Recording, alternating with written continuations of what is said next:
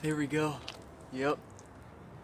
What's up, ladies and gentlemen? My name's Carlton McMillan, and this is Vehicle Points. Behind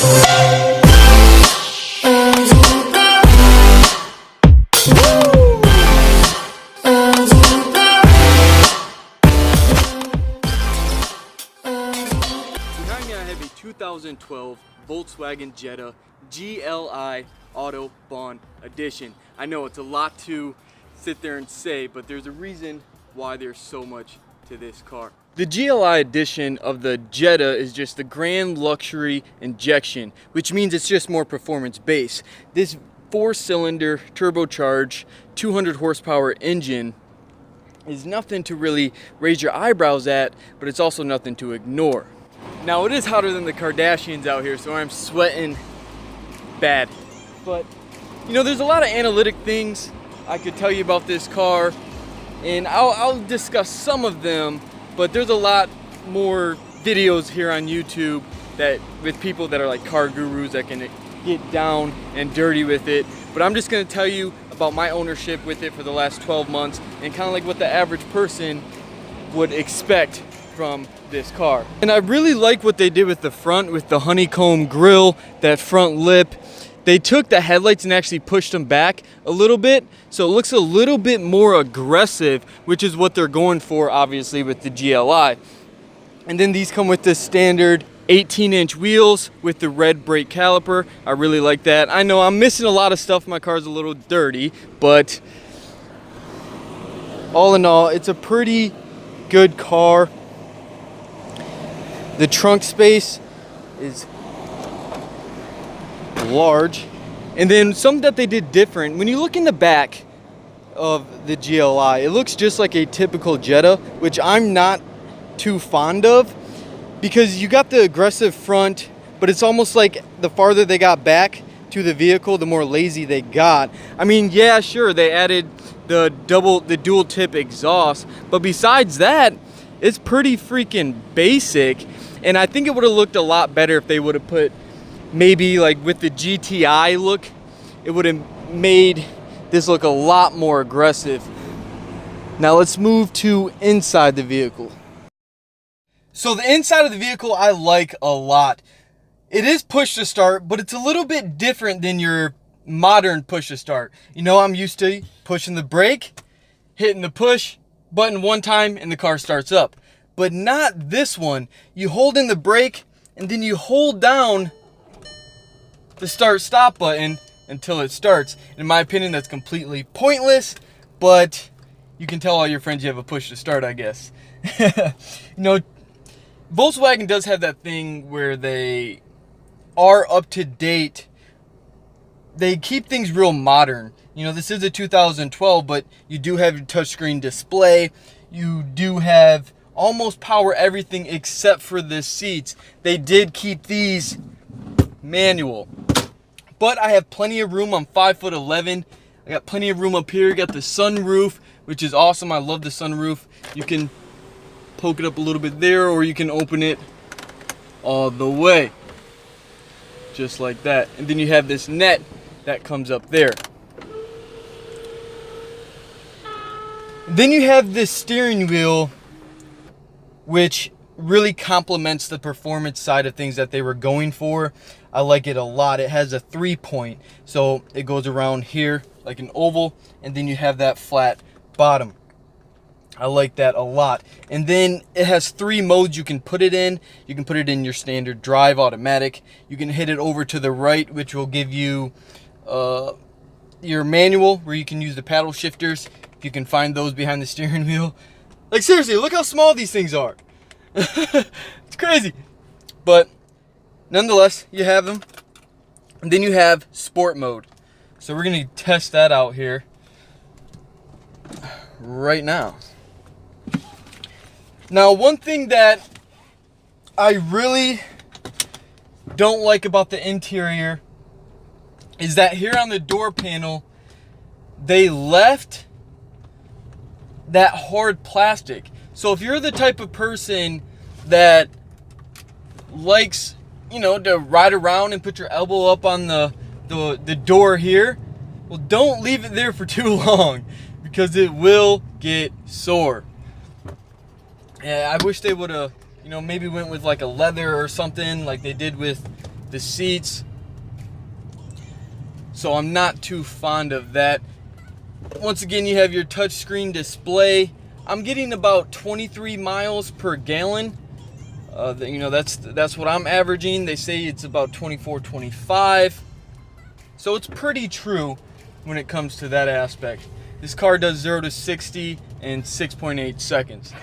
But it's a compact vehicle, and when you put it against its competition, it's not bad.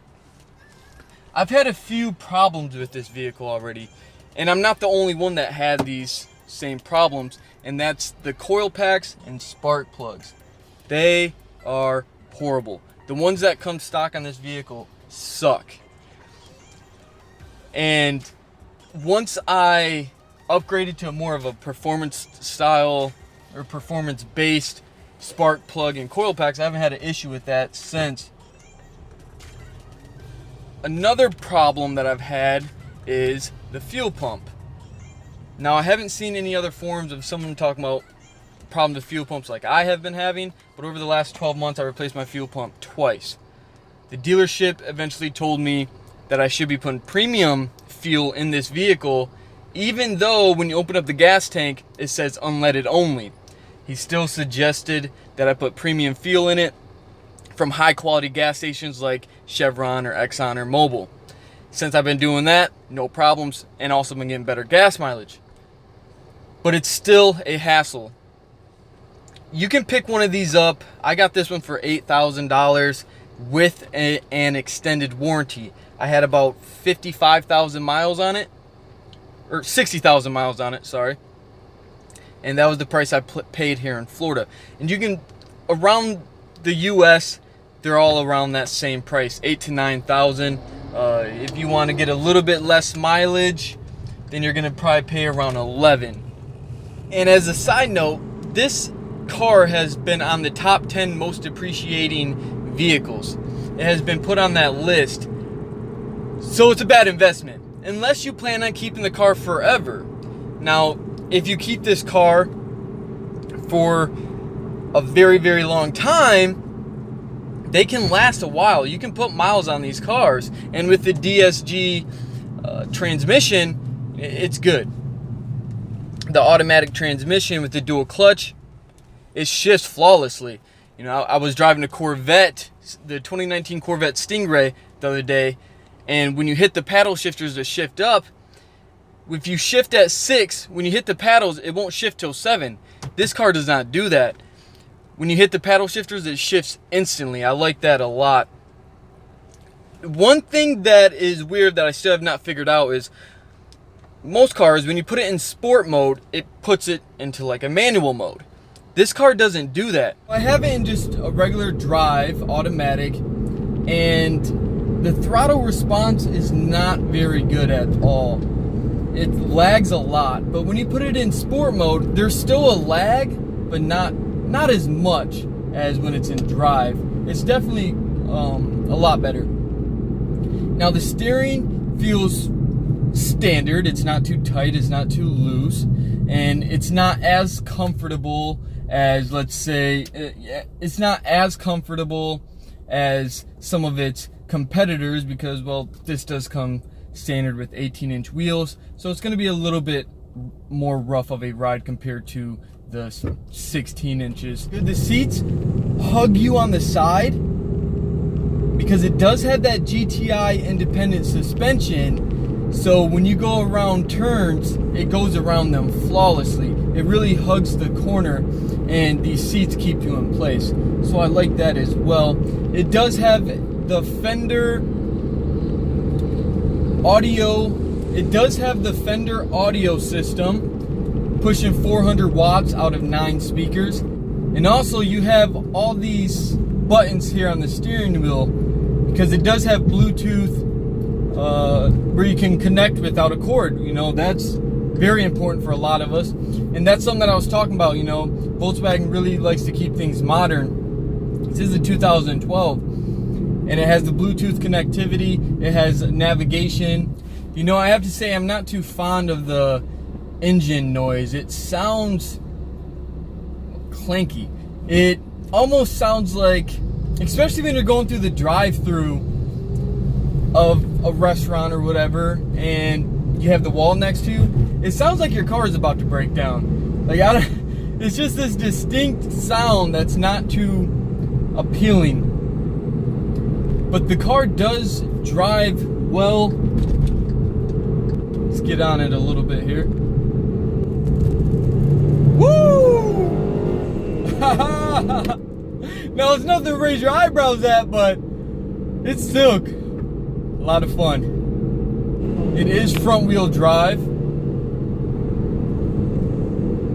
so it does handle a little bit different than your typical rear wheel drive vehicle.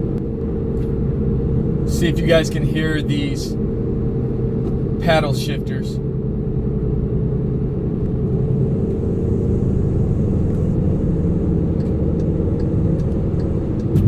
Shifts flawlessly. Hope you guys enjoyed this video. Please hit that subscribe button. Like this video if you want to see more. And as always, I'll see you guys next time on Vehicle Points.